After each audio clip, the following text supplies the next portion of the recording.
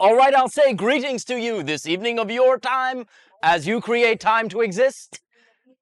I will not ask you how you are, for I know you are perfect reflections of whatever it is you are exploring in each and every moment that you create as separate moments of your experience.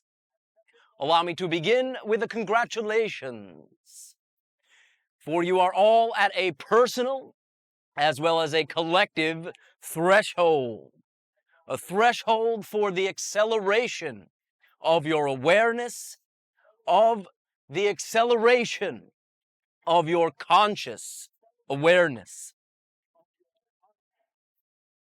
Allow me to entitle this interaction, Expanding Your Conscious Awareness.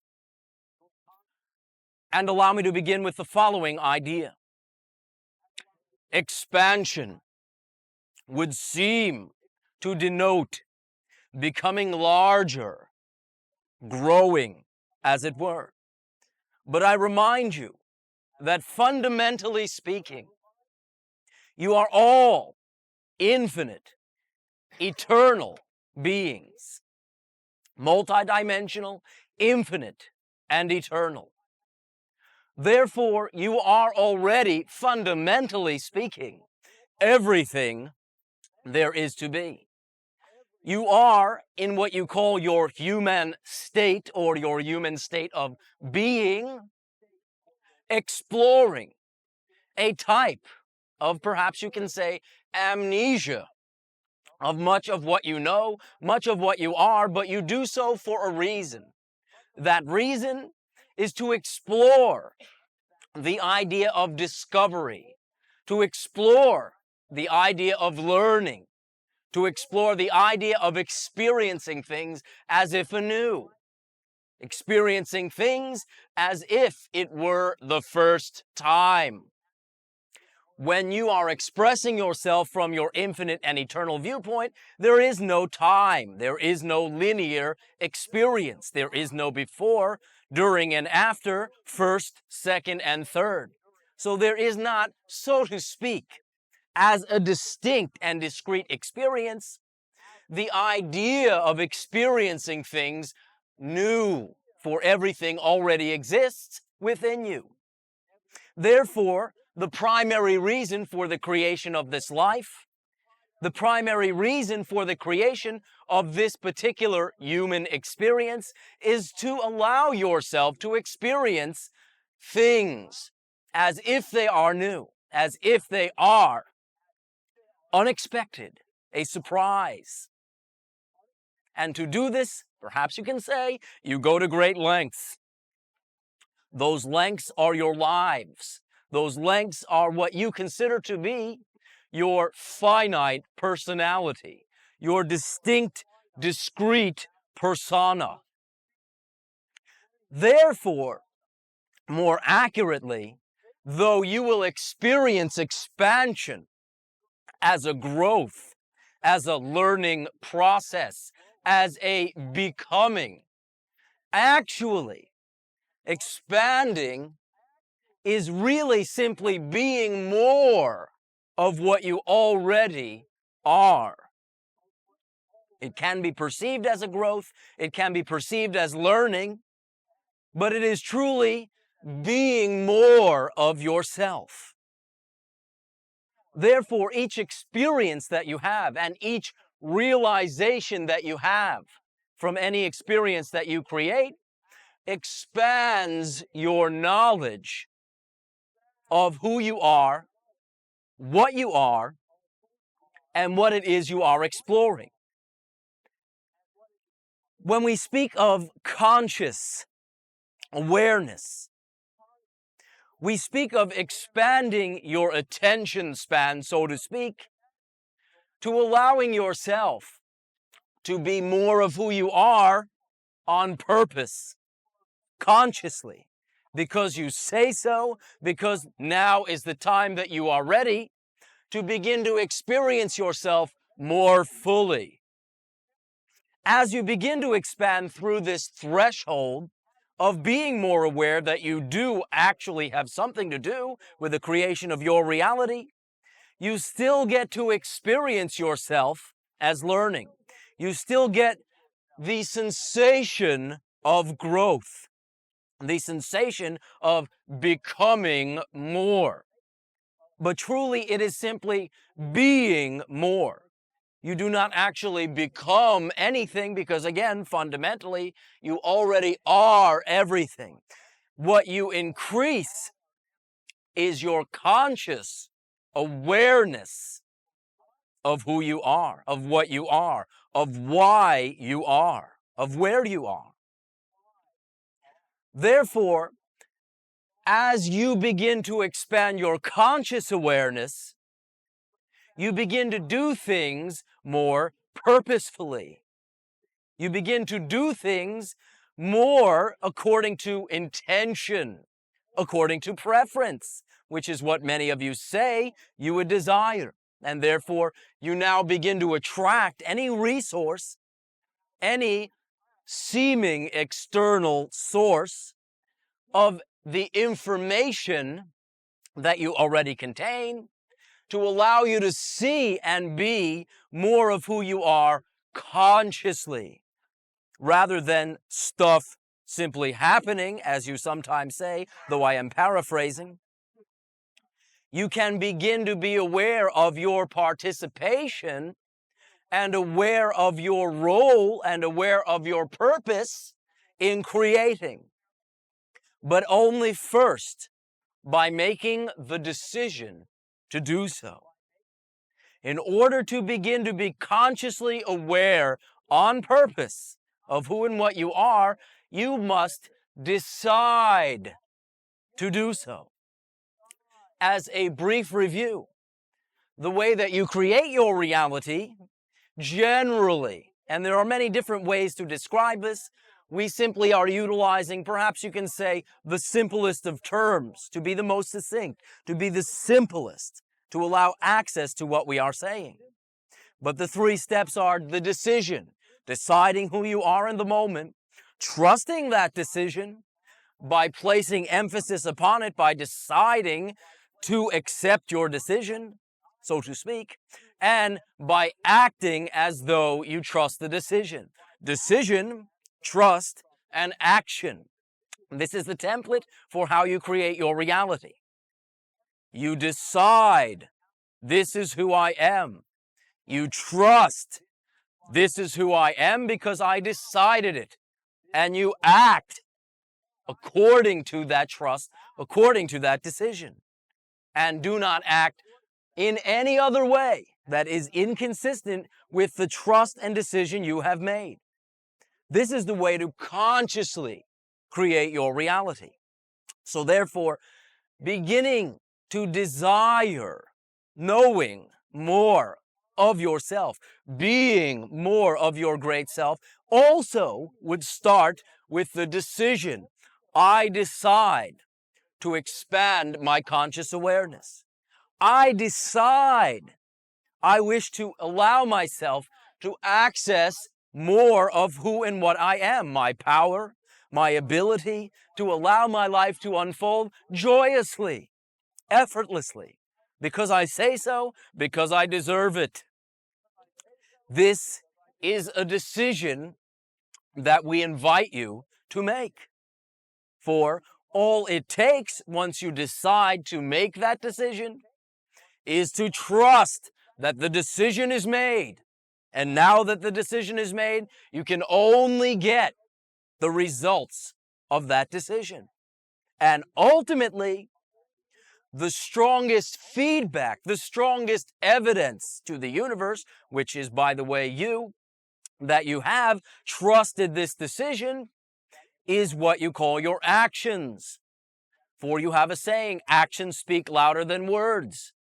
Actions actually represent, in any given moment, the ultimate expression in physical terms of a particular decision and trust, of a particular belief that you have decided to express. So actions not only speak louder than words, Actions prove who you are in the moment. Therefore, when you decide to expand your awareness, the form that trusting that decision takes is to begin to trust anything that is occurring in your life as being consistent with that decision and not contrary to it. Therefore, once you decide who you are, who you wish to be, who you will not settle anything less than being, all you need do is to trust that no matter what happens, it is still consistent with that decision. And if you really trust it, truly trust it, not just say, I trust it, but really trust your decision, then your actions are according to the decision, to the trust in the decision. So if you decide, I live my life effortlessly, joyously, and you trust that decision, and a circumstance comes along that perhaps you would have formerly labeled, this is going to be trouble.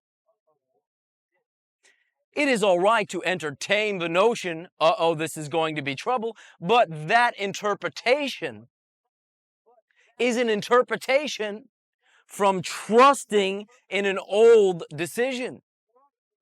If you remind yourself, one moment, I have decided to live my life joyously and effortlessly, and I trust that decision, you will immediately realize that nothing can be trouble. Nothing. Now, the thing may be quite unexpected, and it may look on the surface to have some built-in meaning that runs contrary to the decision. But that is only an apparency. If you maintain your resolve, if you maintain your decision of who you are, if you remind yourself, remind yourself of your decision, you can interpret any situation through the understanding of your decision. So therefore, this is trouble, can be redefined, can be reinterpreted as, well, nothing is trouble, for I have decided joyous and effortless creation. However, this is unexpected. Now, I need, in this situation, to perform an action. So therefore, I will be mindful, now that I have reminded myself, to act in accordance with my decision, which will allow you to immediately take a breath and relax, for effortless and joyous was part of that decision, and allow you to insert a pause rather than simply acting according to the old decision, the old belief, the non-preferred limited thinking. Therefore, nothing is extraneous in your surroundings. Nothing is extraneous in your decision. If you trust in the positive decision to be the person you choose to be, your actions in the circumstance ultimately will determine the outcome more than any set of factors that are in place. For your actions are what move, are the movers of your physical reality. They are the physical expression of your beliefs, emotions, and thoughts. Your actions speak the loudest. Therefore, your willingness to trust in any decision that you make may at first take the form of reminding yourself, of realigning yourself back to the decision that you have made of who you choose to be. But it need not be a mysterious, lengthy, and complicated process. It can simply be reminding yourself, oh yeah, I am a joyous, effortless person who creates his reality in love, in light, with a positive result. And as fascinating a creator as I am, this situation allows me to see that I am this person no matter what happens. Nothing can talk me out of it. And perhaps it will be a challenge to rise to the occasion, or at least seem like a challenge for a moment. But yes, even in this circumstance, I can do it because this is who I am. I will not settle for any less than who I am. Decision, trust, and action. This, and allowing yourself to be aware of this, is conscious awareness. Being consciously aware of the decision of who you are. Being consciously aware of your surroundings as being supportive to that decision no matter what is happening. And being consciously aware of what you will do about it is all it takes to transform the face of your life 100%, if that is what you choose to do. Now, I am not assuming that everyone is unhappy with their circumstance. And in general, in the way that I perceive that many of you create your reality, you do create joy, you do create happiness, you do create preference. So you already use this system that we are speaking of. However, generally your reality is a mixed bag. And it is not a mixed bag due to using this system of maintaining your conscious awareness of who you are, where and what you are doing, and what you will do about it. The mixed bag is a result of abandoning that approach due to what you call an external circumstance that you assume is evidence that your decision is no good. Basically, what I am saying is that where you create what you call distress, misery, unhappiness, is where you abandon the decision of who you are because you allow external circumstances to talk you out of it. Now, I said that very carefully. You allow external circumstances to talk you out of it. Not that external circumstances have any influence or effect upon you until you fall into agreement with the external circumstance. Well, I must not be the empowered person because look at the mess I've created. However, that very statement is not trust that you are the decision of the empowered person. It is momentarily allowing yourself to, perhaps using your language, what you say, lapse into the decision of disempowerment once again. Always do you have the choice in any given moment on how you will respond. Always do you have the choice in any given moment of how you will respond. Oh, he's repeating himself. Do you think he's doing that for a reason? I think so. This is your ability to respond in any given moment. This is your response ability. And this is all that you need to gauge your response to the positive decisions of who you choose to be. Again, I remind you, no matter what effect you get, you are automatically doing what I am saying in some form. You are making a decision, trusting in that decision, acting according to the trust in that decision. Those actions create effects, create circumstances. And those circumstances generally then will reinforce the decision. So if the decision is one of disempowerment, and you trust and act according to disempowerment, those actions will create circumstances, will create relationships, will create dichotomies that will reinforce disempowerment, and therefore allow you to see and say, well, I knew I was disempowered. Look. However, it works the other way around. When you decide to be empowered, when you decide to create according to preference, and you trust and then act accordingly, only can those actions reinforce the positive decision. Perhaps the distinction that we are discussing here is simply being willing to be aware, as opposed to simply responding or reacting, shall I say. That is all conscious awareness is. The willingness to make the decision that I will remain aware. In what you call your nighttime dream, when you fall asleep,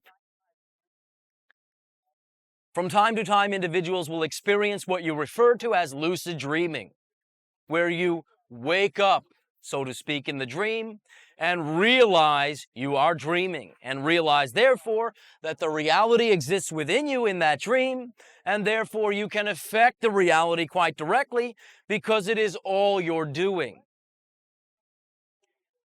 Generally, when you experience what you call lucid dreaming of this type, in your waking dream, what you call your life, you will be entertaining many of the notions we are discussing. For when in a given moment you are willing to be consciously aware of your decision to act as the creator of your own reality, you are waking up in this dream, in this waking dream. You are experiencing moments of what you would call lucidity in your life.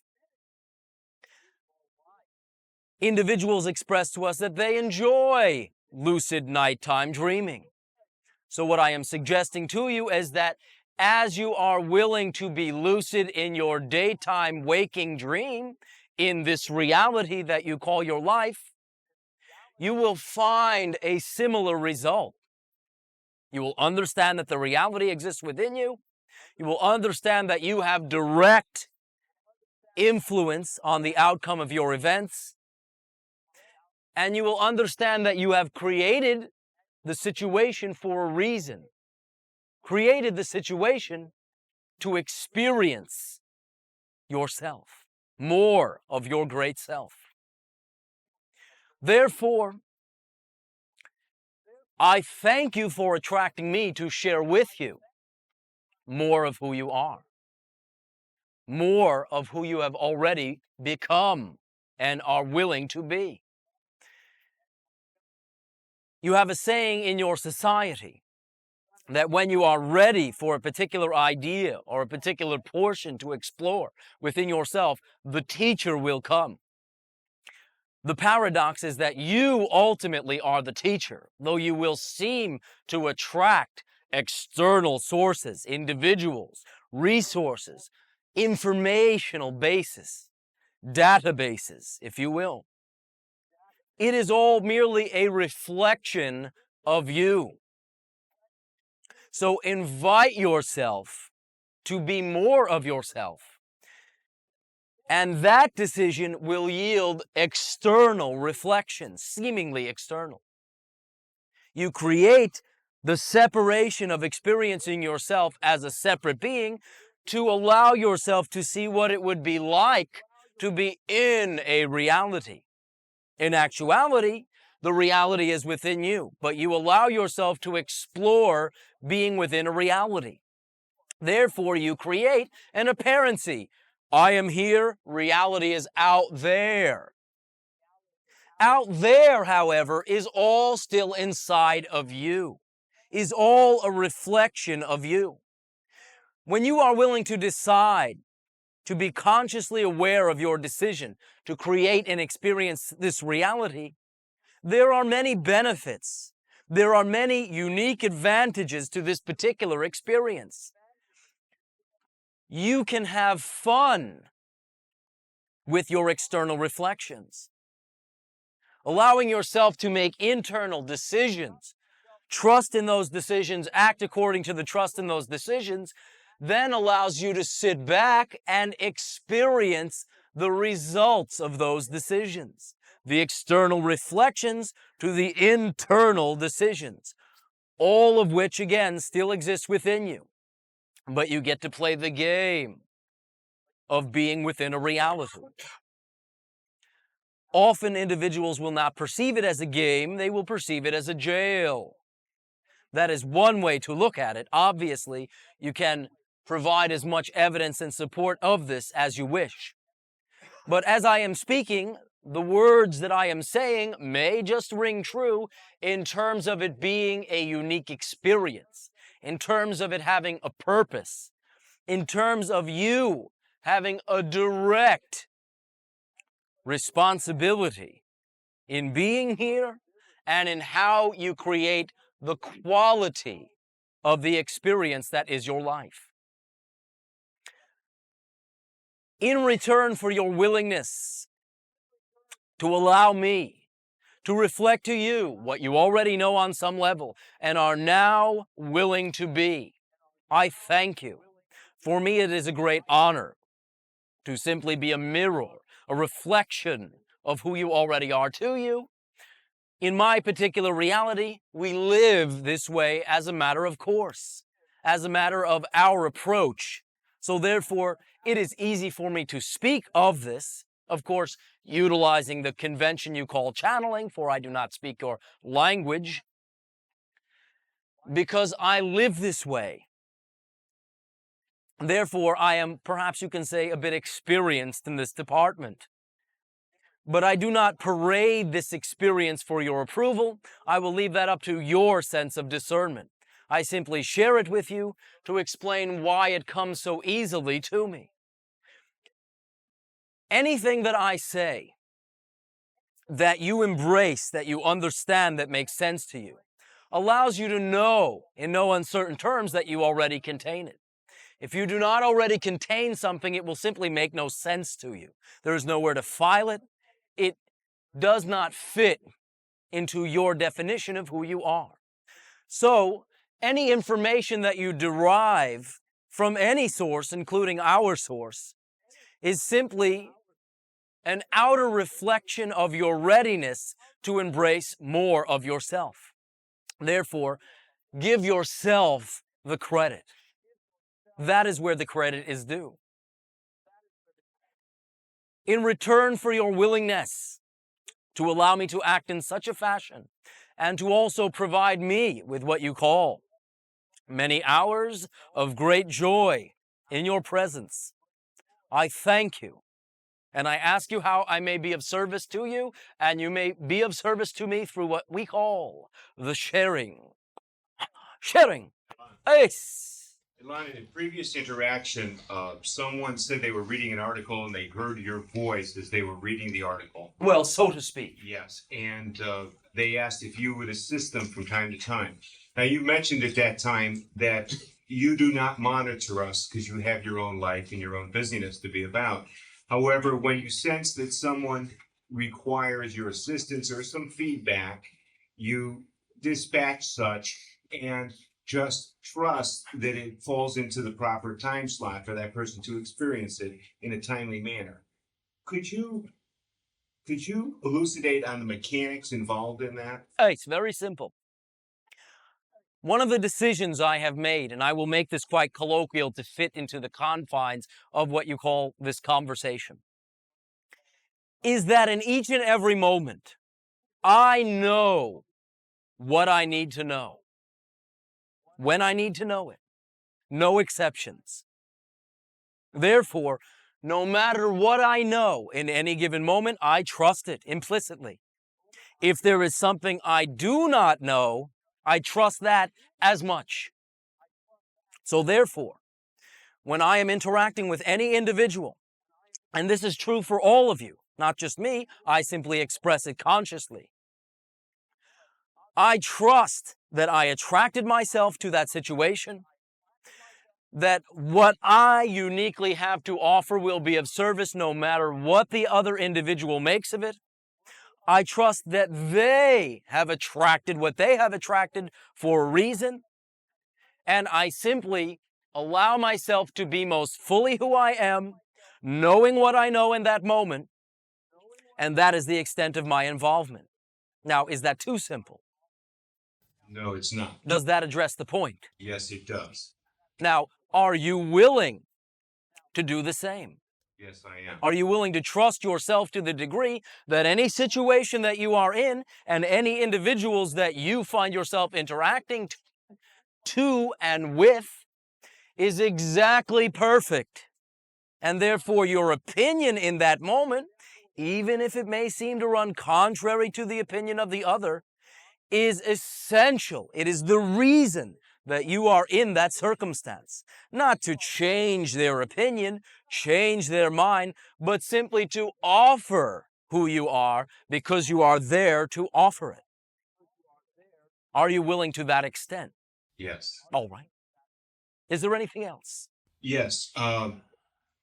In terms of creating one's own reality and transforming or allowing to transform things one does not prefer, I noticed that people use this, and I'll speak for myself. I may use this on very dramatic scale type things like cancer or finances or these types of examples. However, when it comes to more simple, mundane things like a cavity that needs a filling, don't just automatically go to the dentist. This is a little thing.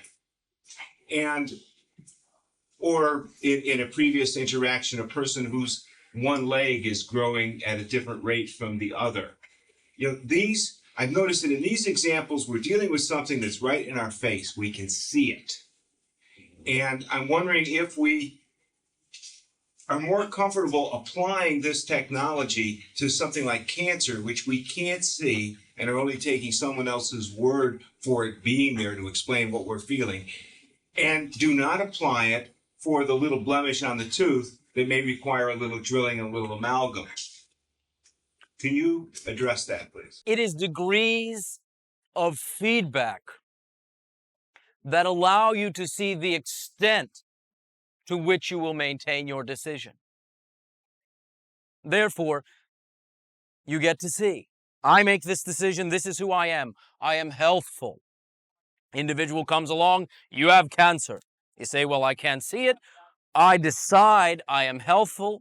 I trust in that decision. I act according to the trust in that decision.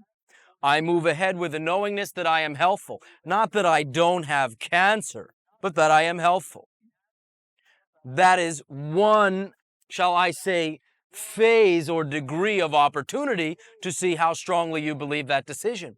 However, if you then open your mouth, see a cavity, and say, well, in this situation, I am not truly creating my own reality, there you have your line. You see where you have drawn that line. You understand to what degree you are able to maintain your decision and resolve. Now, there are misconceptions, or shall I say, agreed upon tendencies in your society that allow this feedback to have degrees of weight. For instance, there is the assumption that what you call teeth cannot heal themselves. Your medical profession will sometimes say brain cells cannot regenerate. From my understanding, this is not accurate. Only is that true with the completely held assumption, trust, and action. But it is also true that teeth can regenerate themselves, body parts can regenerate themselves, brain cells can regenerate themselves. So you are now attracting a source to begin to expand your definition beyond what you call the mass agreed upon decision or tendency. Therefore, you get to see where your lines are. Yes? Yes, and is there some limits that we've agreed to in this manifest reality such that we won't cross certain boundaries, like transforming crowns to healthy teeth, or allowing a limb to appear? I mean, is that too far out of the mass agreement to be allowed? Ah, you tell me.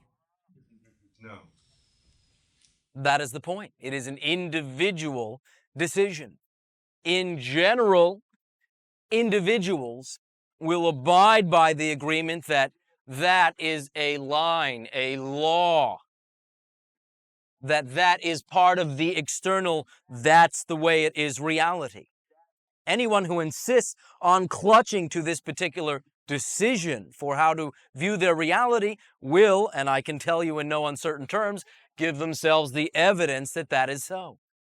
Individuals are now more and more being willing to expand their understanding, expand themselves to entertain beyond that agreement.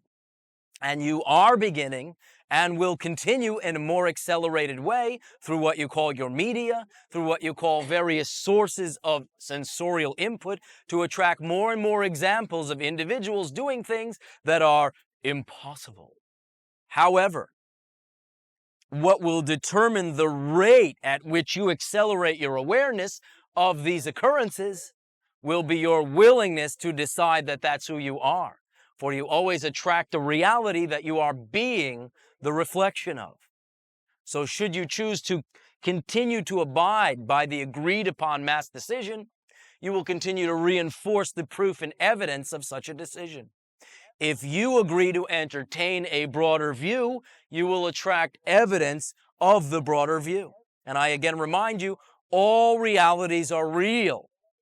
Therefore, when individuals choose to abide by that mass decision, that is true for them. However, all truths in the ultimate sense are true, and it simply depends which one you get behind and embody and be. Understand? Yes, I do. Is that helpful? That's very helpful. All right. And perhaps if that fails, floss. Elan. Ace, female. Hi. Greetings. I'm making lots of decisions from moment to moment. Oh, you always are. The question is, will you make them consciously or simply allow them to occur randomly? Well, I'm exploring both sides. All right. I want to be honest about that. Very versatile. Yes. All right. I have two fun questions to ask. All right. Questions. Number one. And from your sensing in the now moment, when will the Ark of the Covenant be discovered? Or rediscovered? My perception, which fluctuates at best, is that certain individuals are already aware of this. More individuals are becoming aware of it. And there is the opportunity, I will say, which doesn't commit me entirely, for the next year or two of your time for there to be more about this. Put it this way, without getting specific, so do not ask. There are individuals who would prefer that such a thing was not brought to the awareness of many people for their own specific agenda, and for perhaps you can say what they believe would be a threat to their power base. But no more will I say. Number two. Number two deals with, I recently read an article from the Mutual UFO Network on an interview with the young boy who was in Roswell, New Mexico in 1947. He was 6 years old at the time. Ace. And during that crash, he did regression on that time.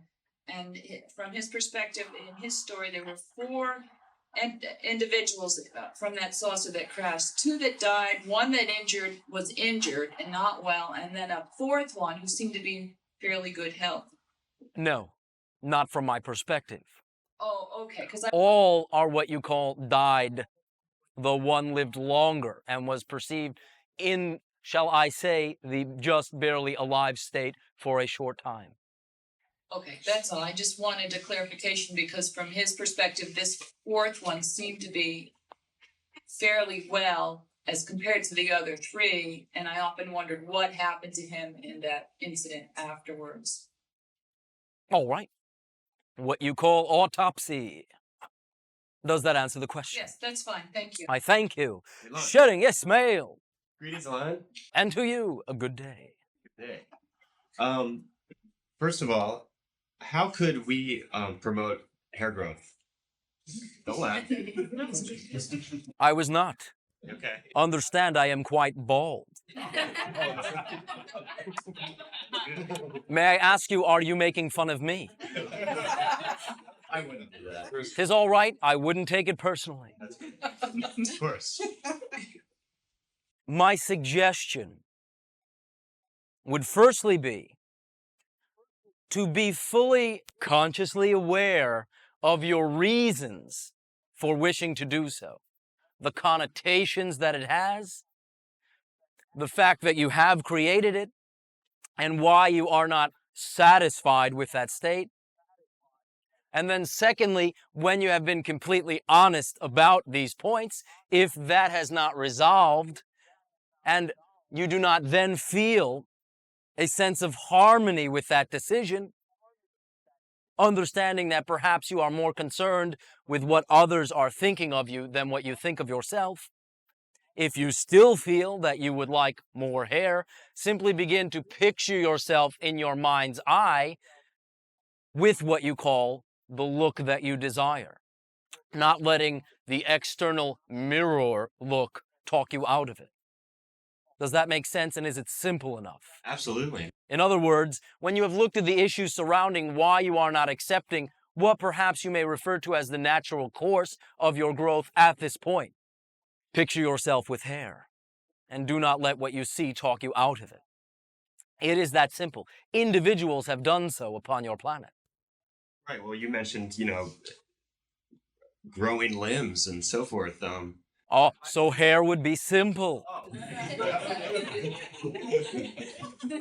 No. If all else fails, push real hard. No, I absolutely believe that that's possible, and it's possible to, grow limbs. I really do. All right. But that's a very good point, because I guess it does fall in line of vanity or something like that, or societal kind of overseeing. Now, should you view what you call the aging process as part of the natural expression of your evolvement, then any stage, any process, any effect of that growth is beautiful. If you are comparing yourself to a societal norm, all right, then perhaps you are also a client.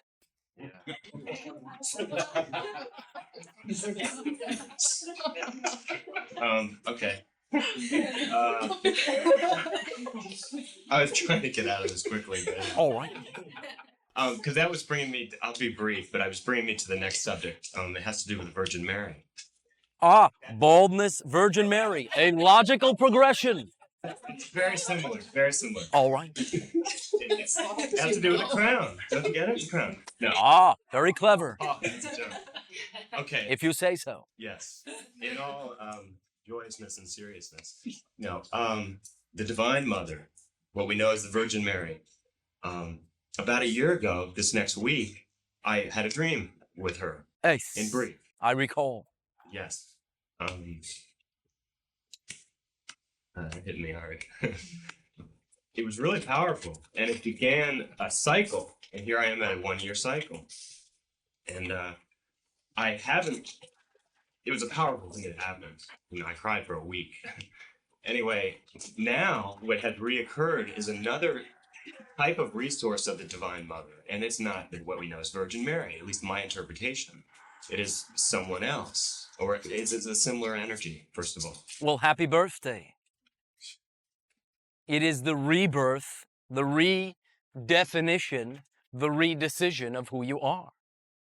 And simply you can utilize your societal holiday to celebrate the emergence of the preferred you.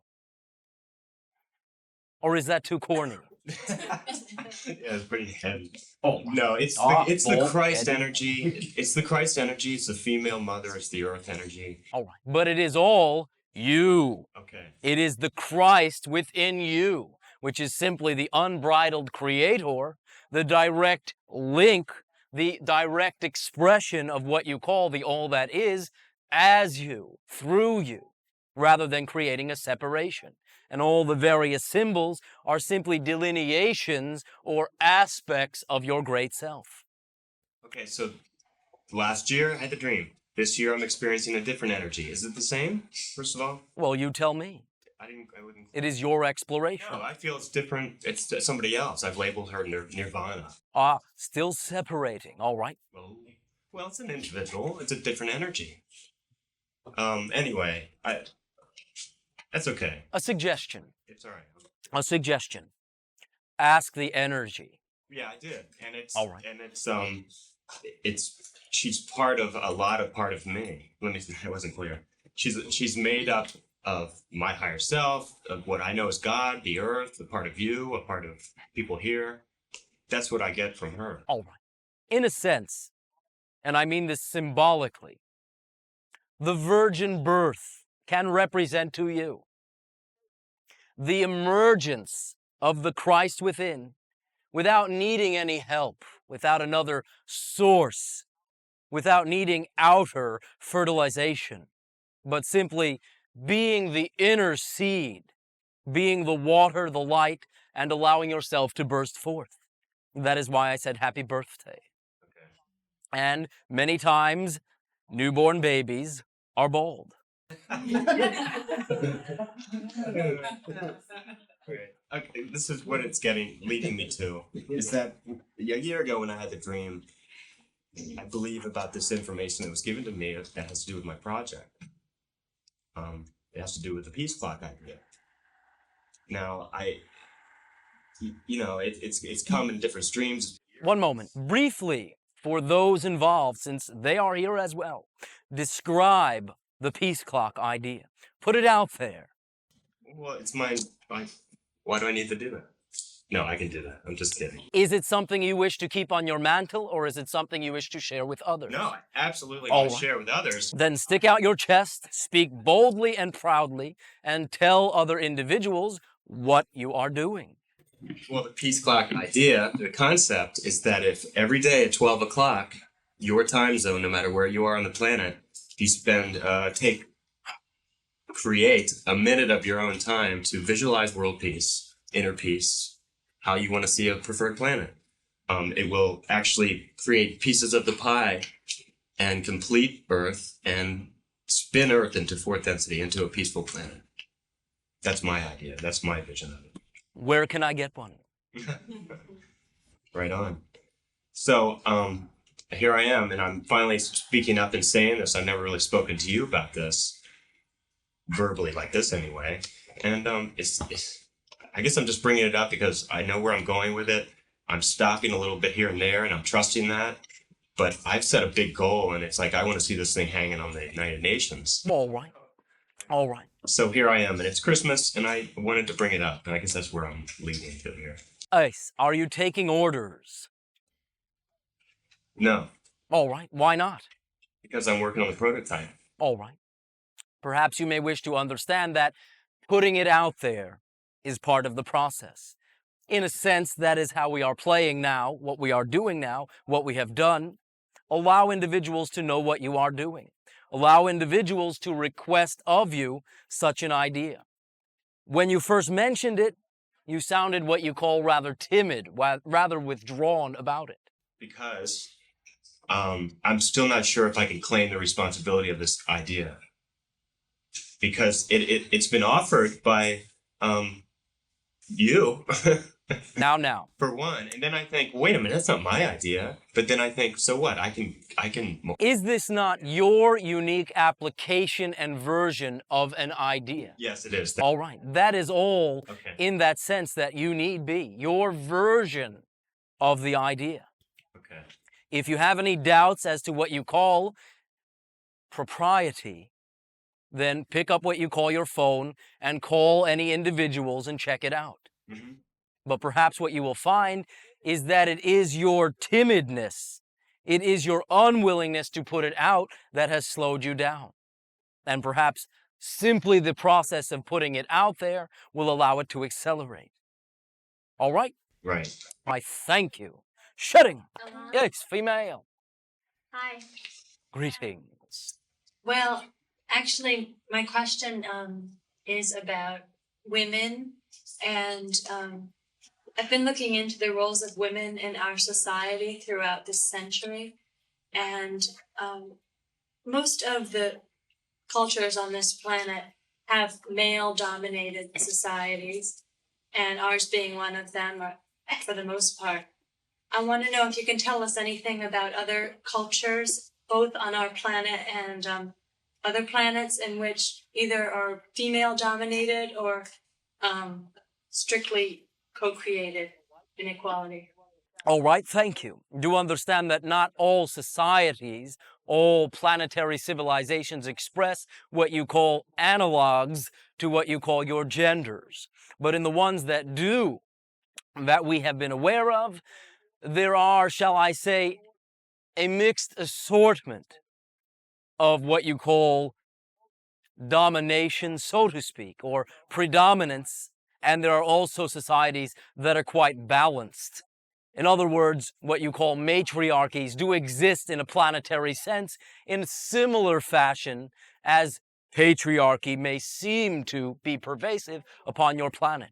Within your own history on this planet, there have been many instances of what you call matriarchal societies and societies that are simply familial, that allow the balance of the advantages of both genders to simply be incorporated into an integrated whole structure society. But in general, as what you have perhaps noticed, this would be in what you call tribal sense in certain cultures. There are certain cultures, although I am not aware of the actual names, that exist upon your planet that function in this way now. What you will find, and what has already happened to a large degree, though many individuals are not willing to completely acknowledge it, and continue to simply steep themselves in the victimization and disempowered viewpoint of insisting that nothing has changed, is that a balance is beginning to be reached. And as what you call your media allows what you call more of an interglobal linking, interglobal communication, you will find more of a balance between what you call the races, more of a balance between what you refer to as the sexes or genders. Was there something specific you were seeking? No, that was actually good. What can we do to encourage that other than, on a personal level? Is there some way of seeing it? I think that our view sometimes can be warped of how we perceive male and female. Well, that view is the product of a decision. The decision can simply be, I am a balanced person. I happen to be female or I happen to be male. Therefore, I will allow myself to express who I am, utilizing that advantage. I will utilize the advantages offered by other individuals with different forte, different nuances, and I will walk as a living example of balance, of a living example of attracting such balance, and you will then begin to see what you call the face, so to speak, of your society change to echo or reflect that decision. You had asked, is there anything beside a personal decision? Not really. It begins there, and that is not a minor thing that allows you to placate yourself while reality changes around you. It is a major causal event that you become. Is that, integrating your male and female energy on a personal level? Is that what you're referring to? Well, yes, but also allowing yourself to express your femaleness fully, not in order to prove anything to any male, not in order in that sense to do anything but use your strengths, whatever you consider that to be. For this will also be quite interpretive. Certain individuals will interpret female energy to mean one thing, others will interpret it to mean another thing. From my perspective, generally speaking, female energy is simply receptivity, and male energy is simply assertivity, action. So you all already display some type of a balance of those two energies within you. Though you may be physically one gender, you can all express a complete 50% balance of those energies within you. But should there be particular aspects that are afforded to you by what you call your physical gender that give you an advantage in a situation, then you can utilize that as well. But again, not to prove it, to simply use it. Does that translate? I am, in that sense, intending to remain general. Well, I didn't really understand the last part about using. I'm not sure what you mean. What do you perceive to be an advantage of being of the female gender? Well, everything. I love being female. All right. Why? I don't know. Perhaps that is why you did not understand what I have said, and that allows you to see what I mean. As you explore what that means to you, and as I have said, that will vary from individual to individual, you will see certain advantages in it. Okay. So your homework, should you decide to accept it, It's just what I need. is to simply explore your femaleness while expressing a balance of both energies within you. Now, I am only playing. There is no homework. It is all fun. But you can understand that you brought this up to open a door within you. Now that it is open, walk through it if you wish. Elan? One moment. Is that all? Well, if Mary wants to ask something that's Oh, related to that. All right. Wouldn't it be also granting the validity of both maleness and femaleness within that structure, the decision to have them both be equal while exploring them? Yes, that is what I meant by expressing the predominance, the advantage, without needing to prove it to be better or equal. Assuming when you prove yourself to be equal that you are not perceived as equal. If you consider yourself equal, it does not matter what anyone else says. For instance, we have used the sometimes perhaps you can call outlandish example. Someone walks up to you and says, "You are green." You look in the mirror. You are not green. You know you are not green, but they insist that you are. They swear. They look sincere. They believe it. To them, you are green. But you know for you, you are not. And therefore, what they say may seem interesting, may seem fascinating, but it doesn't affect you. You know who you are no matter what they say. It cannot change who you know yourself to be. Therefore, utilizing this example as an analogy and using perhaps again a less absurd example, if you know yourself to be equal, no matter what anyone else says, that does not change your decision to act equal. If you allow someone else's opinion to predominate you to the degree with which you enter into agreement with that decision, you decide, I must not be equal because they say I'm not. You still have made the decision. You still are trusting that you are not equal. And believe me, your actions will reflect that, and then you will get the evidence of inequality. So therefore, deciding that you are equal, the decision, though that is just what you call a personal decision, is the seed, is what allows the reality to pivot around your new decision. Is that clear? Yes. Does that help? Yes. Does that help you? Very much. Oh, thank you. It seems to go across and describe any type of prejudice or discrimination. Ace. If you do not buy into anyone else's opinion of yourself because you are too busy knowing who you are, then everything else will simply be an interesting theory. and need not be the definition of who you are, may actually help you to reinforce who you are. Well, I know I'm equal, and the more this person tells me I'm not, the more I know I am. But not with the dynamic of needing to prove it, simply a reinforcement of a decision of who you are. No one, no matter how persuasive, no matter how pervasive, can talk you out of who you are.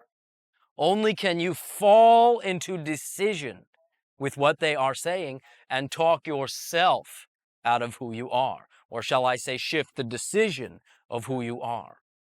I thank you. Can I ask one quick question? Oh, you just did. Another one. Proceed. Okay, we watched a special within the last week or two on anorexia and eating disorders, and we were basically, one woman is having a lot of positive results treating these young girls, young women who are starving themselves literally to death. Yes. And she's having good results because she's dealing with their lack of deservability and their lack of self-love. These girls are coming from seemingly loving homes, nurturing parents. Where is this lack of deservability coming from in these girls, if that is truly what the essence of the disorder? Can be from many sources. Often, and I will not make a general statement or rule about this because it so varies. What you are perceiving as a loving and nurturing environment may very well simply be one parent. Also, conditional love can sometimes look like nurturing love. What allows people to heal, or what allows people to agree to heal themselves, is not conditionally loving themselves. If I do this, I will love myself. If I do this, I stink. What allows healing, what allows the expression of fullness, is unconditional love. And that is the hub of the issue here. The person you are speaking about is willing to display complete, 100% unconditional love. Does that answer the question? Completely. Thank you. Thank you. Male. Give us your historical perspective of the two pre-Lemurian races, particularly with regards to geographic location, maybe time frame, dimensional differences, and also were they involved in more of an asexual reproductive capability? Allow me to ask you, what is your current understanding of what you are asking? My current understanding is that they were not of our dimension, that they were more astral in their projection. But if there were to be an overlay, say on our physical globe, where would that location be? And what would that time frame be as we know it? One moment. The information you are asking is quite askew in being synchronized physically with the reality that you consider to be your physical history. Therefore, an answer that I would give you would be quite arbitrary. The time frame, from my perception, in tapping into the intention behind your question, would be from approximately 120,000 to approximately 70,000 of your years ago. Physical location on the planet. One moment.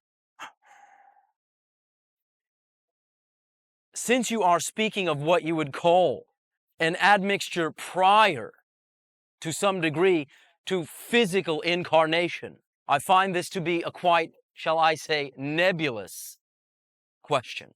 There's some reference to Hyperborean physical location, that vicinity of, above the Borean Sea, North Pole. Are you saying poles of the planet? Yes, that will be adequate. Okay. I thank you. At this timing, we will pause for a short break of 10 to 15 of your minutes of counting and return for continued contact at that timing. All right, I'll say, continue shedding. Female. Oh, Greetings, O shining one. thank you very much. Can I ask you a question? What does that mean? Simply that your light shines bright and can be easily seen from vast distances. Does that make sense to you? Yeah, pretty much. All right. You are all fundamentally, perhaps you can say, in one way of looking at it, creatures of light. You are emanating from the white light of infinite creation. Perhaps now you only perceive yourselves as little sparks, but those sparks contain the totality of all the light. Simply, you are willing to express that light to a high degree. So I thank you. Do proceed. I'd like to share something. All right. My mom recently wanted to get a job, and she went to a job interview, and before she went there, she said a prayer to Jesus. And when she got there, this guy was really nice to her, and he gave her his card. When she got home, she looked at it, and it was Christ with an O on it. Oh, what a coincidence. And she also got the job. Ah, nice touch. So does that mean anything special, or is it just a coincidence, like you said? Ah, everything, as I had mentioned, is purposeful, has meaning, if you will allow yourself to see it, to perceive it. So it had meaning in that an intention was put forth, a decision was made. To the degree that it was trusted and your mother acted, she got the result. The symbol through which the trust was placed was perhaps one time removed, but that is one of the tools that your society uses. What you call that particular, shall I say, viewpoint of what you call Jesus or the Christ. Now I remind you that the Christ is an energy within each and every one of you. It is the tie that binds you. It is the unconditionally loving white light that we were speaking of. The person or the manifestation you refer to as Jesus Christ was a person willing to walk, shining that light, being that person. Not to convince anyone of anything, but simply to demonstrate that not only does he or I contain that, but so do you all contain it. And you can walk it, you can live it, you can breathe it. That was the actual symbol. That was the actual life that you refer to as the life of Christ. Then later, other individuals in describing that scenario attach many of their own agendas and many of their own meanings to it. But the actual message, the actual statement made was we all contain this creative force, the Christ within. We all can express it. And if you are willing to walk with unconditional love, shining that light, being the person you know yourself to be, you too can be a living example of that light. So therefore, it is a very powerful symbol with a lot of meaning. Oh, thank her. Thank you. I'd like to know, just out of curiosity, my father was telling me something, and I want to know if it's true. Oh, verification. I want to know, is sometime in the future, will I meet you in person? Would you like to? Of course. Then understand that it is most likely. Are you willing to be somewhat, shall I say, versatile? Or are you willing to be somewhat willing to allow our meeting, our interaction, to take place in what you call any fashion that it will? Yes. All right. Watch what you call your nighttime sleeping dreams. It would be more likely that our first encounter could be in that walking ground. For that method of reality creation, for your dreams at night are literally realities that you create within you, is a little bit closer to our actual reality that we experience as a reality. So it is an easier place for us to meet with the current state of your society. For until your society decides en masse to invite us, we will decide, our decision is to remain in the background to such an invitation is placed. But this does not preclude meeting with individuals in what you call the dream state. All right? Yeah. Then it's a date. Is that all? Yes, it is. Oh, thank you. Mail. Yes, I'd like to have your interpretation, from your perspective, on what many people here on Earth call liberation, and what you perceive as, once that is accomplished, how a person would change, where they would go, what they would be doing once they were liberated from the Earth reality. One moment. Now, when you say liberation, that is one thing.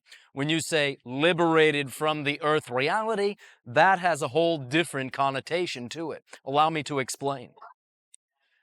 When you say liberated from the Earth reality, it presupposes, it assumes that you are trapped, entombed, or jailed in the Earth reality to begin with, and therefore must be liberated, let out, so to speak. It is not my perspective, nor will it ever be, that this reality is anything but a choice.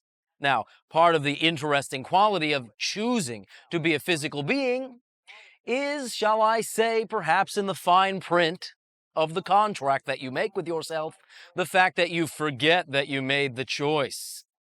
So therefore, when you are functioning as though you have forgotten that you chose to be here, you can create the appearancy of being trapped here.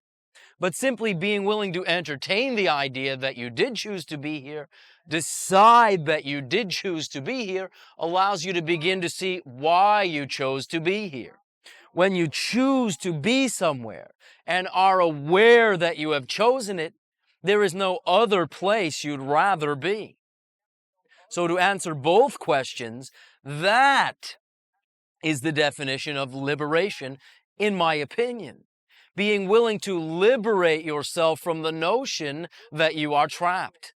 Being willing to liberate yourself from the ties that you bind yourself with and allow yourself to create this life in joy, in love, effortlessly, according to preference, creating, sharing, experiencing life. That is a liberation from the bondage of separation and limitation, but a liberation within this reality, into this reality. Liberating your great power and strength that you have assumed does not exist to be able to experience this life fully. Therefore, once you do so, the entire face of your life changes. But you do not disappear. You do not ascend into a different reality because you have just woken up to the fact that you chose to be here, and now you get your feet on the ground and move around in fascination from place to place, experience to experience, relationship to relationship, drinking it all in eagerly like a child, with that attitude of fascination, eagerness, willingness, readiness, surprise. How does that sound? It sounds pretty good. Oh, pretty good. In other words, you're saying that you don't necessarily graduate from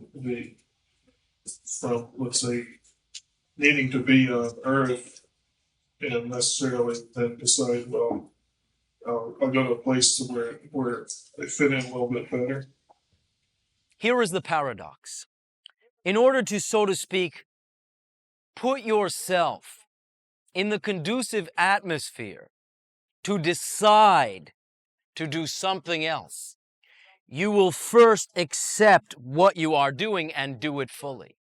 When you are doing it fully and creating a life that is what you call pleasant, you are not in such a hurry to go anywhere. And do not look at moving somewhere else as graduating, as dues paying, but simply look at it as something else to do.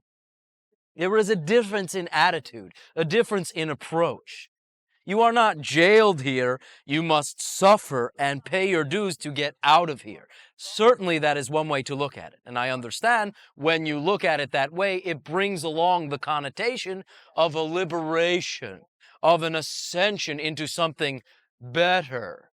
But the paradox is that there is nothing better, only different. And what allows you to be more fully, shall I say, liable to walk into a new reality is simply playing out this reality to the point where you have gotten out of it what you came into it to experience.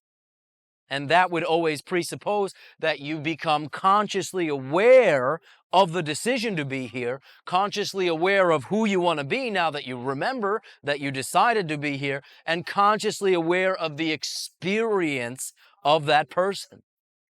In a sense, you kind of come full circle with the whole idea. You come back to the point where your full awareness returns, and you remember your decision to come into the reality, so to speak. Well, at first you make the decision to remember. Well, I decide I chose to be here. Therefore, I will begin to trust that decision and begin to act like I chose to be here. A person who chooses to be somewhere acts far differently than a person who feels they were put there. And the subtlety of the difference in that approach, in the differences of those actions, makes all the difference and allows you to see, provide evidence, get results that reinforce the fact that, yes, I did choose to be here. And this experience was wonderful. That's one of the reasons I chose to be here. I understand, but I was just using the colloquialism of, the general. I mean, I don't believe that, but I was trying to see your beliefs on, your perspective of, the general beliefs of how the earth looks at that particular subject. All right. I was also would like to know, at a certain point, then one eventually decides that they would like, other playground. Is it not true? Ace. Perhaps that is a more accurate way to put it. Once you play fully, you then find other places to play. That is far more the spirit of what I am discussing. Thank you. Hello. Is that all? Yes. Female. Me? Ace. Okay. Hi there. Greetings there. Greetings. I want to say that I, in the last week, have experienced the light bulb going on and experienced myself as the greater self of everything else, and this right here being the dream. All right. It was a very empowering experience, and then everything you've said in the past just kind of made sense. Sense. All right. Did you, as you saw that this was, as you say, just the dream, understand and relish the dream? And if not, are you willing to go that next step? Well, it gave me a sense of, God, this is fun. I mean, this really can be fun. I can make this fun, light and fun, and wow, So that was. Now that you know you can, will you? Can you be more definite about it? Can you decide to? And furthermore, settle for nothing less. This is the degree of commitment to the decision to empower yourself that I am discussing this evening. Yes. I have crossed a definite line and decided that empowerment is mine to have. All right. You don't completely sound like you mean it. How would a person who made that decision sound? Make the statement as that person. I am empowered to create my life. How does that feel? It feels great. All right. Now. Are you going to display an action that is indicative of a trust in a different decision? No, I'm going to ask for some clarity. All right. Was that now a cleverly disguised but? An empowered butt. Ah, I'll let you get away with that one. You get a C for clever. Thank you. Can you explain something about the empowerment of our breathing? Because I was away for a week doing an energy balancing workshop, and that empowerment, I became extremely clear, and it was physiologically, I was clear in my body, clear in my mind, and I was doing a lot of very intensive breath work. I would like to know what the connection really is, if there is one. Is that the magic? You know, if I believe it is, it is. Well, more than that, it's a powerful symbol, the symbol of balance, what you call the balance of input, output, inflow, outflow, male, female, no matter what you wish to call it. So it is a symbolic action of, shall I say, interacting with your environment, whereby you exchange with the environment directly. Therefore, a very strong symbol of balance. Now, you can use this in whatever way your imagination provides. Perhaps when you wish, in that sense, to reassert your decision or to interpret a situation from the perspective of your new positive decision, that you can first take what you refer to as several deep breaths to provide the symbol of balance. So that's one tool to use, but it's not necessary to even use that. It is up to you. If you find it pleasing, if you find it pertinent, if you find it potent, by all means use it. Any symbol that you attract, you can trust. If it feels good, do it. Okay. And now back to the dream stuff for a second. If when I played with this knowing and felt the empowerment of being greater than myself in this moment, in this reality, then I said, okay, well, so that means if it's really like a dream, then I could do anything I want. Ah, you're getting the idea. Well, could I defy the laws of the physical laws on the planet Earth? Yes, you could. But would that serve your purposes in the moment to truly allow yourself to begin to walk your talk? That you must decide. I was just wondering if that came with the package. If you believe that, then nothing can talk you out of it. That would mean if you saw what you call evidence contrary to it, that would not talk you out of your decision.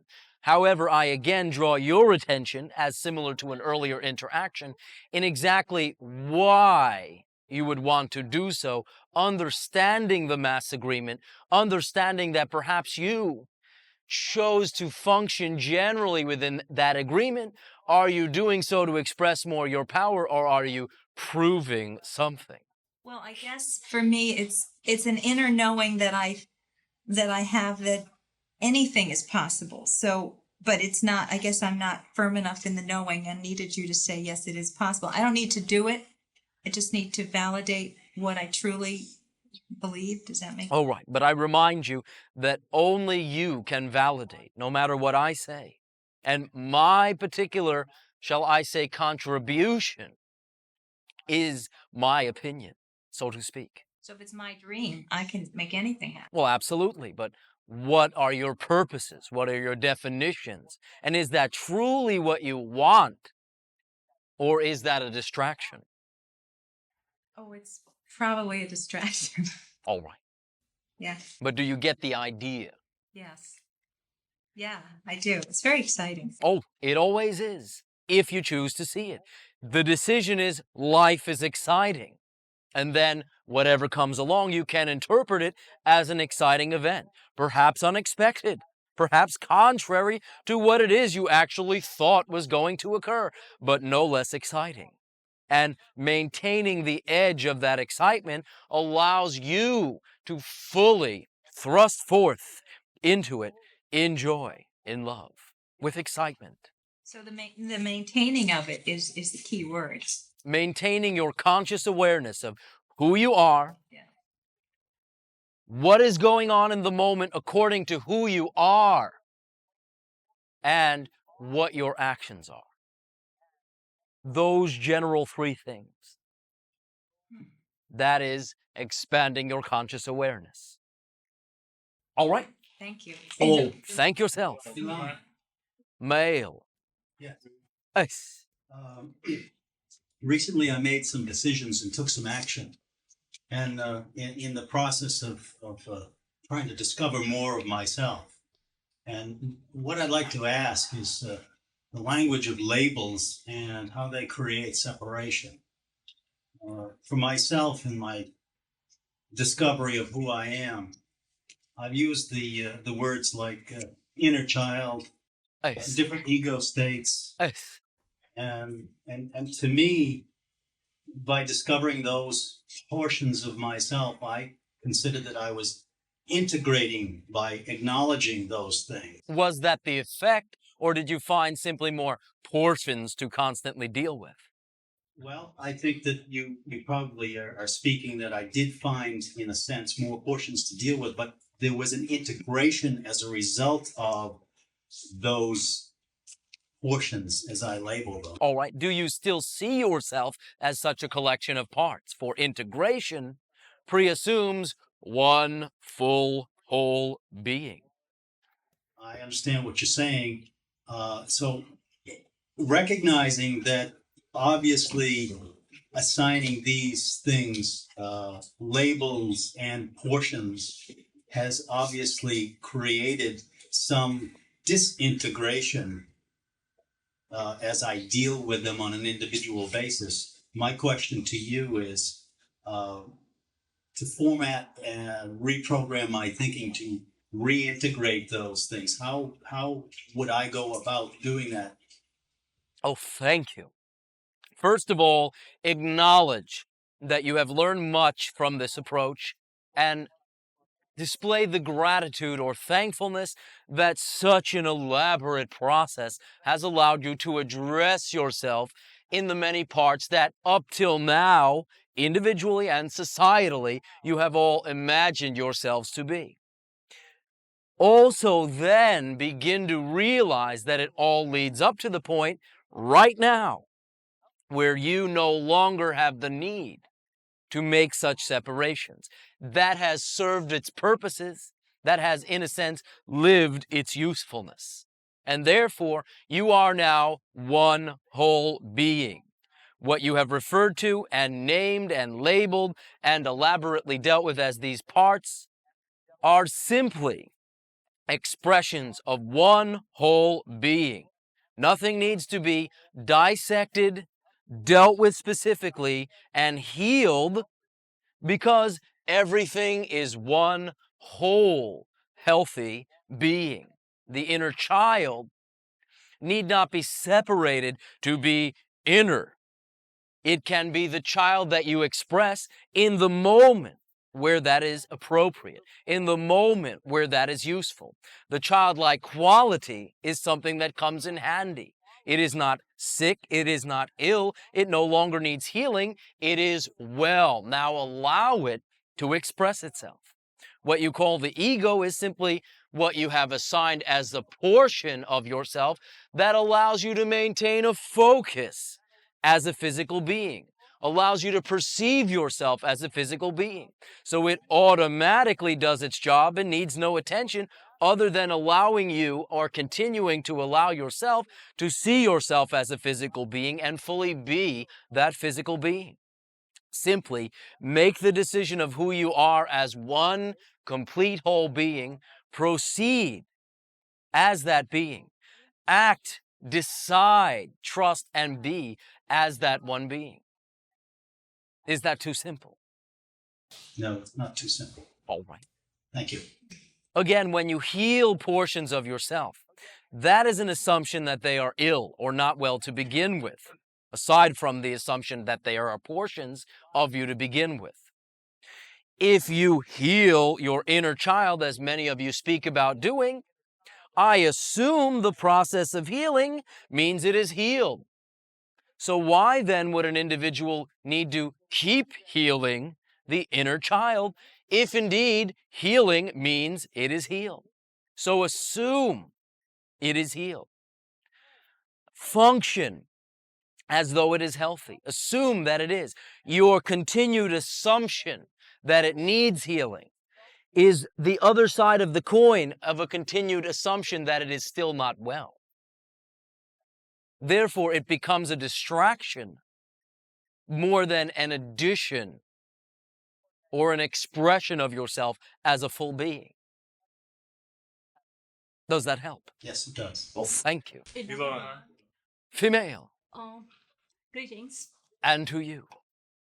I have been figuring out how to ask this question because I need to ask about 6 questions to ask you exactly what I'm trying to ask. What am I trying to ask? A unique question. I do not know. Okay, it's something like this. You always talk about what we could do in so many ways, how to expand our consciousness and everything. Is there anything being done from the other end, like from our higher self's end? I know the question is coming from the perspective of separativeness, but still, is something being done from the other end? As long as you consider yourself as having so many ends, you can perhaps consider yourself to be assisting yourself from all directions. But ironically, as you expand your awareness, you contract your perception of yourself to one whole being. So, is that what you choose? Yes or no?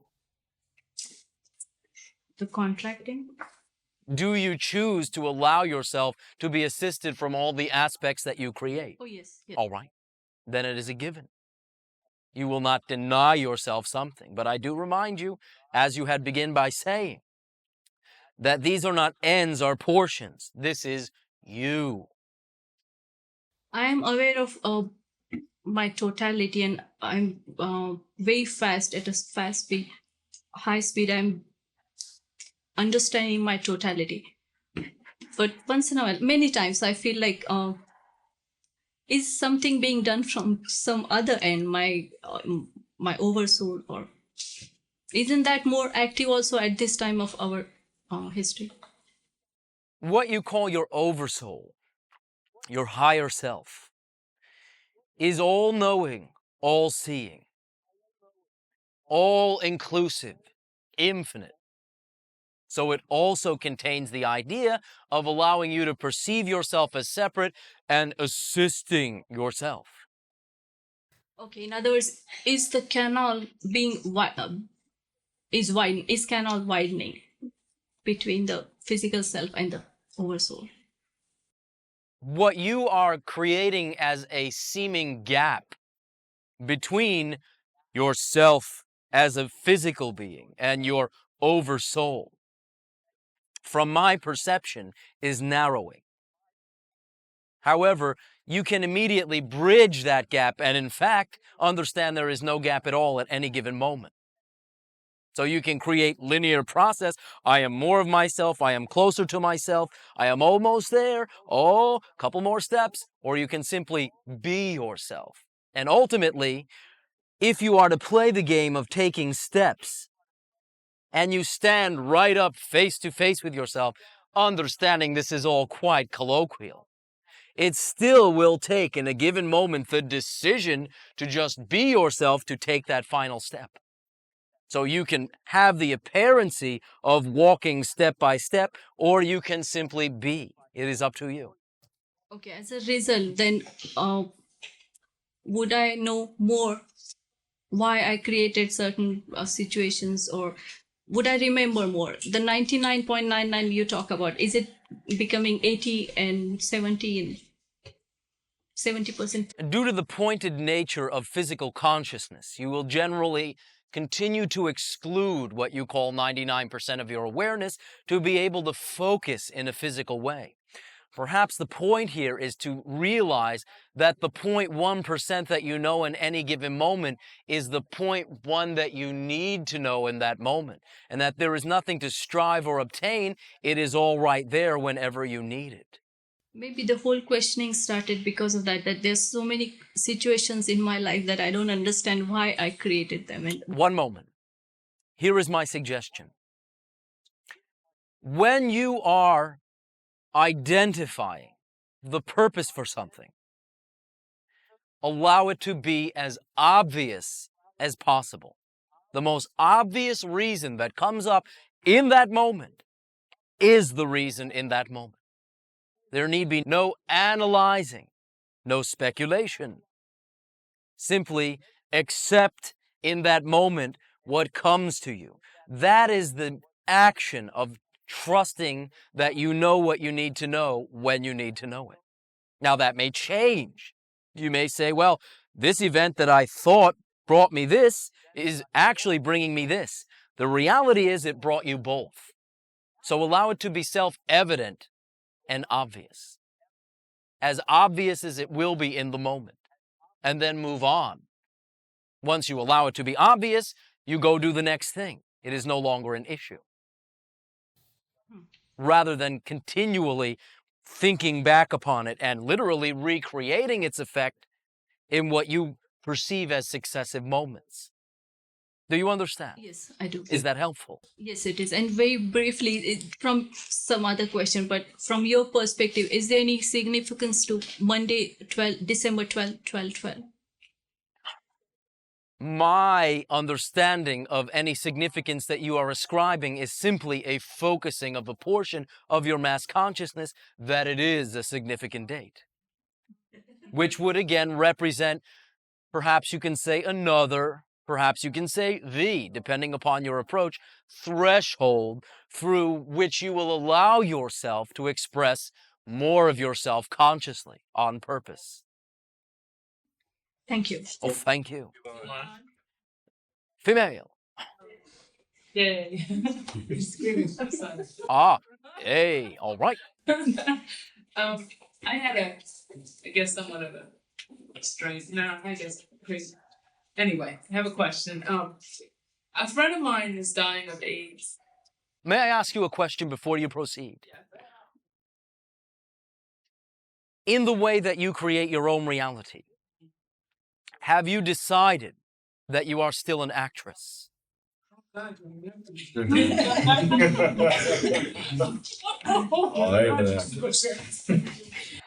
to me. Have I decided that I'm still an actress? Yes. Not today. I'm getting there through this. Oh, getting there. You are being a actress who is getting there. All right, proceed.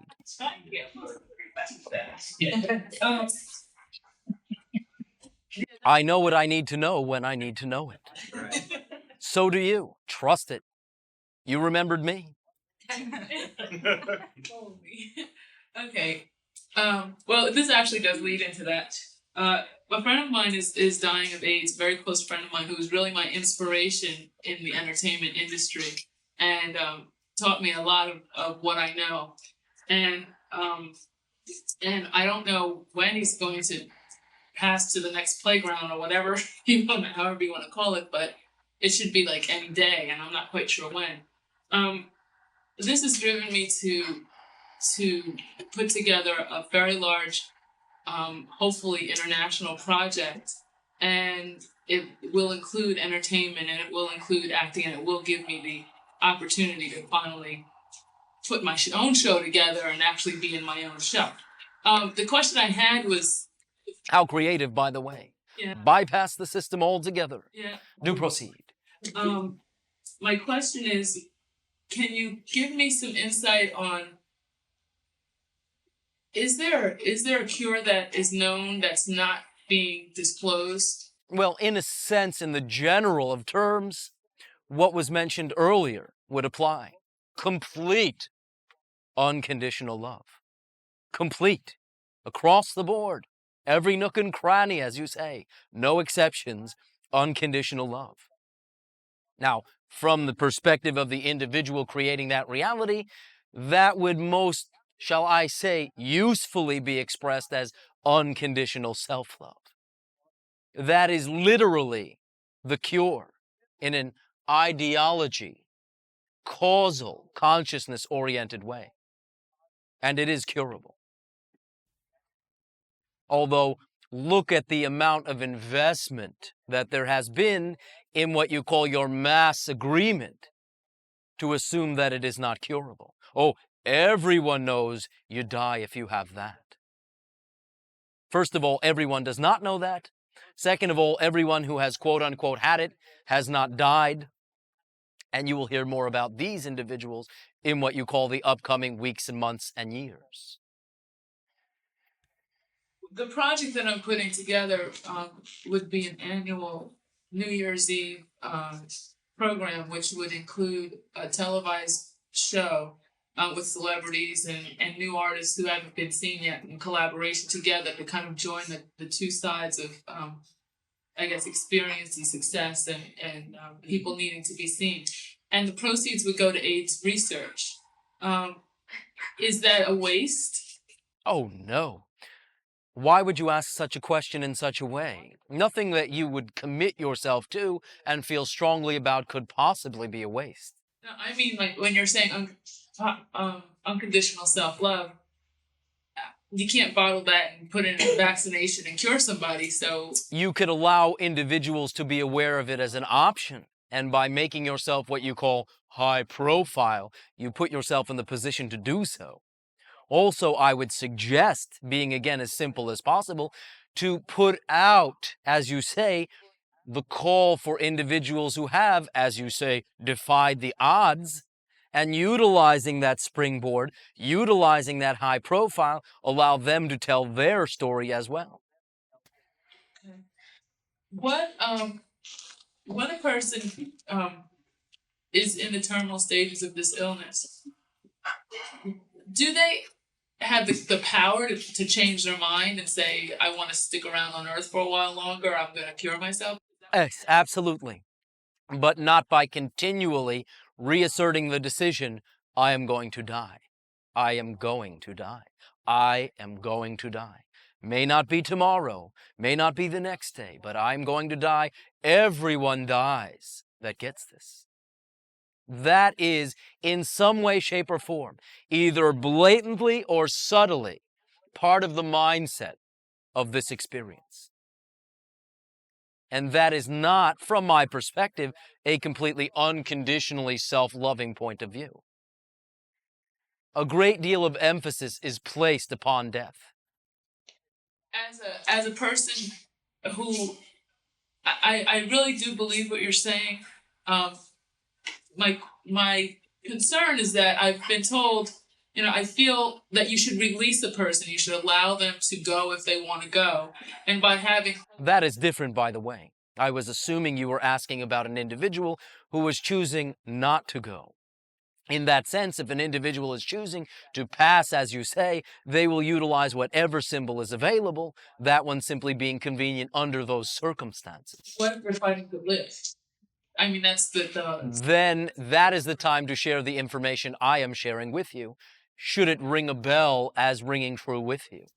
Okay.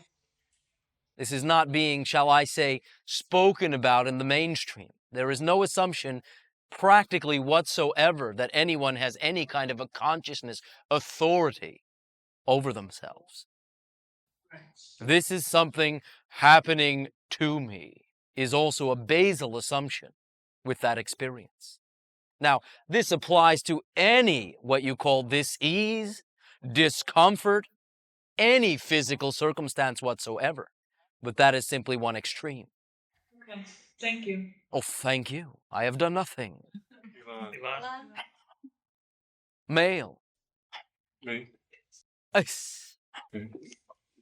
Greetings. And to you, good day. I in the past, the question I want to ask about is how to love myself. And the reason I ask it is when I don't live up to expectations of how I should be in my life. In other words, when I don't achieve goals that I set for myself, I judge myself harshly. Then I will answer your question. Don't do that. I am not poking fun at you. I am not being facetious. I am demonstrating the degree of ease and simplicity with which you can do what you are saying. Don't do that. I love myself no matter what. Well, I just screwed up. Oh, well, still love myself. Well, what do you mean? I just screwed up. Too bad. Won't do it again. That is the type of resolve that can place. You're falling into decision with yourself, well, I must really be a jerk or I wouldn't have done that. Utilizing that as an example. Don't do it. Is it really that simple? I mean, Absolutely. for example, in sitting here and preparing to ask a question, I was listening to others speak and feeling a lot of love for them, yet I wasn't able to grant that same kind of love to myself, so I was feeling very uncomfortable about speaking. All right. Don't do that. Now, I am making a point. That is how simple it is. There are no voices in your head. There are choices in your head. You choose from them. No choice within you has any more weight than any other choice. And one choice is always, don't do that. It is that simple. So it's just a matter of choosing to love myself. Absolutely. Unconditionally. And reminding, being of the mind, that you love yourself and reminding yourself of that when and where necessary. Once you do that a few times, it will no longer be necessary. You won't forget. Okay. Now, are you willing to do that? Well, yeah. Yes or no? Yes, I definitely want to love myself and be at peace in Okay. the present. Do you love yourself? If you want to, then do it. Yes. Say it. I love myself. Do you believe it? Yes. All right. You don't sound like it. Say it again. I love myself. All right. There are things, for example, I've been wanting to write for a long time, and not having done that makes me feel that I've failed somehow. All right. One perspective is I've failed. Another perspective is, so what? I still love myself. Sounds pretty simple. All right. Well, don't mean to be too simple or make it too easy. I know many of you strive to struggle, but I am simply providing an alternative approach. Okay. And I love you too, unconditionally, no matter what you think of yourself. Thank you. So simply treat yourself with the same respect. Thank you. Well, I love you too. Well, thank you. I believe you. Another thing, I'm taking this John Bradshaw seminar this weekend about finishing up issues with your mother. Ah, I thought that was finished. Well, I think they are. Ah, are they or aren't they? Well, they are. I've applied a lot of your concepts to her by unconditionally loving her. You've applied a lot of your concepts. Yes, go on. And by not buying into her criticism and by loving myself more, I feel that a lot of the resentment and anger towards her has dissipated, and I feel love for her. Now, what I'd like to do with this, John, in addition, I saw a great psychic a few weeks ago that told me some stuff that seemed intuitively correct to me, which was to get out more and be amongst people and share what I've learned. So I've signed up to lead Alateen groups and be a big brother and get into a men's group, and I plan to do a number of other things like that that'll get me out there. So I feel it feels like a changing for me, where I'm getting out of my house. I have a job where I work out of my home. I isolate a little bit, and I feel like I'm coming out. So what I want to do is use this seminar called Finishing Business with Your Mother as kind of a closing point for the 7 years of recovery that I've been doing. All right. How can I use it? By all means, use it as a symbol and decide at the end of the weekend, I will make the decision. You do not have to wait till then. You can make it right now. But as you say, what the heck? You spent the money. You might as well get your money's worth. Understanding that it is a symbol. It is merely a symbol. You are ready to do so. Perhaps you have attracted an external circumstance to allow you to celebrate doing so, to midwife yourself doing so. But ultimately, it will be you doing it. And ultimately, it will be you saying, so what? I love myself anyway. I am not green. Okay. I'm going to be leading Alateen groups for middle school and high school age kids, and in the past, I've been a little bit intimidated by them. All right, may I make a simple suggestion? Okay. Will everyone please do me a favor? Do not do it if you wish not to. Please. Only if you are so moved. Applaud this individual.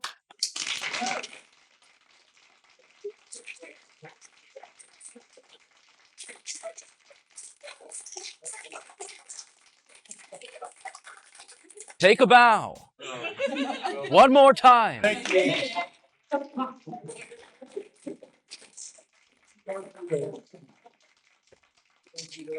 Now, number one, get used to it. Number two, understand you are all applauding yourselves. And I thank you. Shedding. Bashar, Female. can you just clarify something for me? All right. We talk about belief and knowing. Could you give us some more precise definitions of the difference between the two and the similarity between the two? Because we talk about I believe and then I know. Well, often these terms are used. Knowingness is simply a state of full beingness. However, when you speak of beliefs, which is in a sense a filter through which you express your knowingness, which you break down your knowingness into discrete parts to experience different aspects of your knowingness. When you are functioning by expressing a belief, then you may say, I know this to be true, I know that to be true, and that can simply semantically be a reflection of the expression of that belief. So as many words in your language, there are different meanings. Does this clarify, or has this made things more confusing? No, it clarifies. And yet, so the knowingness basically, the beliefs are within the knowingness. We have knowingness, I know, and then within that we contain our beliefs. Again, the breakdown that we speak of that will allow you to perhaps clarify this is as follows. Fundamentally, your quality is you exist. Existence itself. Pure beingness. Reflection or expression within that beingness at its first separation from the pure, what you call I, is knowingness. I am. A reflection, a separation, but still a knowingness of the totality, of the total beingness. The next set of, shall I say, separation or breakdown that you then employ as physical finite beings are through the pure beingness and pure knowingness. You express a particular approach, a particular point of view, a particular exploration, if you will, called a belief, which is perhaps, if you consider as an analogy only, the beingness to be pure, unadulterated white light. The knowingness to be what you call the rainbow, though the spectrum of that rainbow is infinite, not the mere spectrum of what you refer to as 7 colors. And then the belief being the filtration of one of those colors to experience it fully in and of itself, separate from the other colors of the rainbow, that would provide an analogy. Does that clarify? Yes, that's excellent. Thank you. All right. Now, all the colors have completely equal quality, equality. But they can be explored separately so that their unique aspects can be fully relished at the exclusion of all other colors. So all beliefs are completely valid, have complete equality, and therefore also do you have equal ability to express any of them because of that equality. So that's where I get to choose. Yes. And you do not have one belief, one color of the rainbow, and not have another belief, another color of the rainbow, have to get rid of one color and get another. You have both colors, you express one color. And the form, ultimately in a physical sense, that shows you which color you are expressing most fully are your actions. But you can also look at your emotions and your thoughts to get a sense of which color or which belief you are expressing in that moment, knowing full well that you contain all the other beliefs or all the other colors. Thank you very much. Oh, thank you for being so colorful. Elan, Yes, female. Elan, can you tell me something about my father?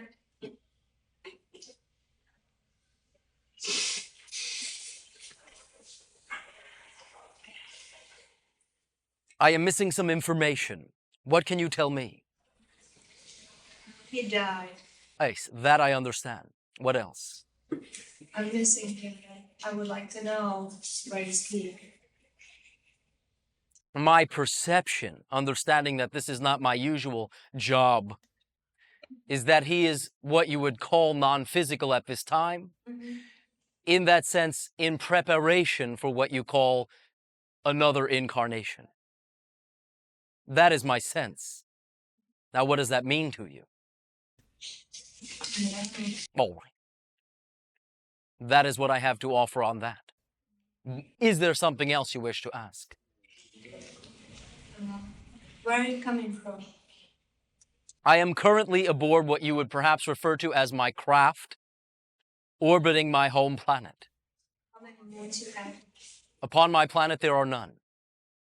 Therefore, we do not have what you generally refer to as tides, though there are some gravitic fluctuations in what you refer to as our water bodies. All right, that's it. Thank you. There will be but a few more sharings. Male. Elan, Yes. last session, actually, when Tony was eating his sandwich, you were speaking about the society, the group of people who are transparent, eat rocks. Well, in a sense, yes. More transparent than you know yourselves to be. Well, in the progression of linear time, whatever, isn't that the Zeta Reticuli? No. Well, what about their history of that? Well, what about them? Is that true? I mean, didn't they go process through that because they were underground? The question is not clear. From what I described, I will simply say they are different races altogether. Right. No, I just found that interesting because I didn't know if that was meant for, you said that for a reason. I said that to introduce a new society that we have not discussed before, and also make a point about the idea of interacting with your external environment in the assumption that you need something from it and do not contain everything yourself. And there are varying degrees to which physical beings will express this relationship. That relationship would be perhaps what you could say slightly less remove, but still a separation. Okay. Thank you. Other male. Elan, In that case. this is about Jesus. Did he perform so-called miracles such as healing the lame, making the blind see? He performed a demonstration of the power within each individual by allowing those individuals to focus and shift their own belief system to create their own results. And your society has misplaced the power that was displayed in those circumstances to him rather than the individuals and their, what you refer to in your biblical sense as faith, which is what did the healing. Okay. What is sometimes referred to as the Father within can simply represent your power to create your reality. Those individuals healed themselves. They utilized an external symbol, but it was ultimately the shifting of their own belief. Okay, how about what was it, turning stones into loaves and multiplying fishes and calming the stormy waters? What I will say is that there is some truth and some exaggeration to this, but I will say no more and allow you to explore what that means to you. All right?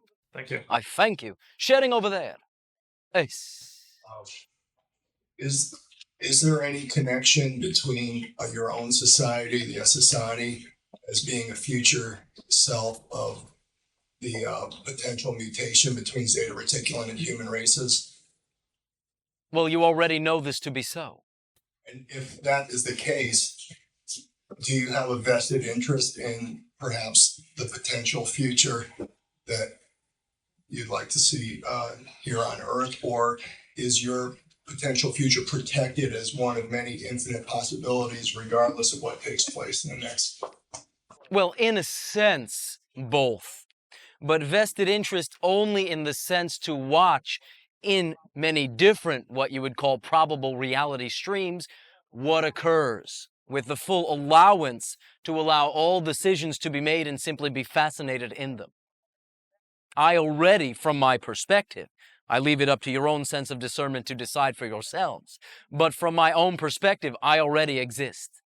And the historic events that would result in my existence have already occurred in my time stream. Thank you. Oh, thank you. Elan. Yes. Interesting dream. Oh. Ah, imagine that. You having an interesting dream. Do share. I've had a lot of interesting dreams, but you have allowed what you call your dreams to function as a more direct and obvious reflection than many individuals through the decision to allow them to play that role. So therefore, you get what you decided. Do proceed. So the dream was I had these outdated tools, and I brought them to this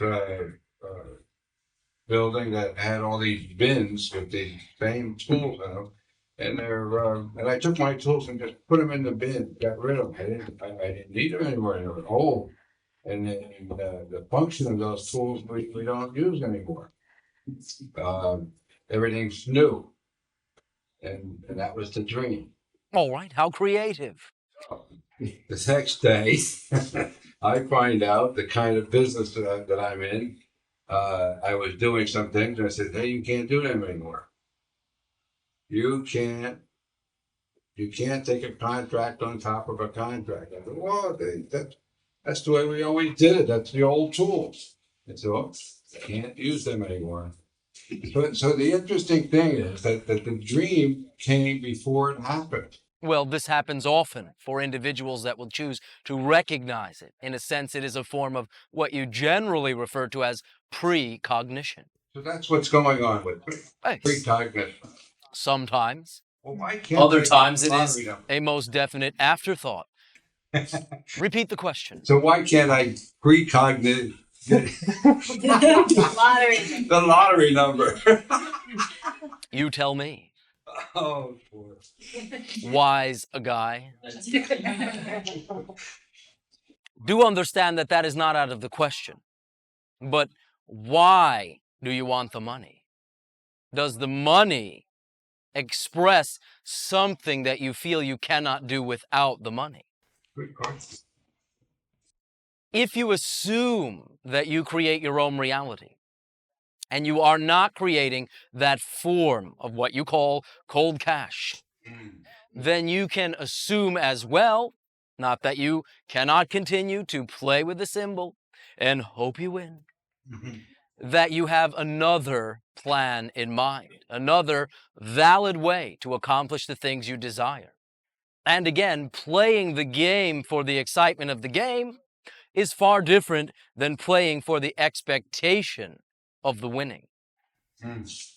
Pleasant dreams. Elan. Ace, female.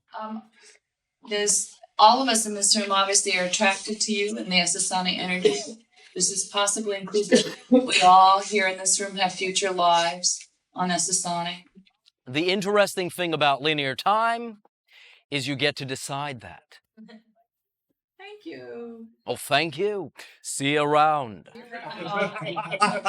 At this timing, allow me to thank you all for your willingness to share with me the notion of conscious awareness and expanding into being more of yourself. I remind you that all that you need do in order to remain conscious is to decide to remain conscious. Trust that you are remaining conscious and display the action of remaining conscious. Again, to capsulize, since you all seem to like that.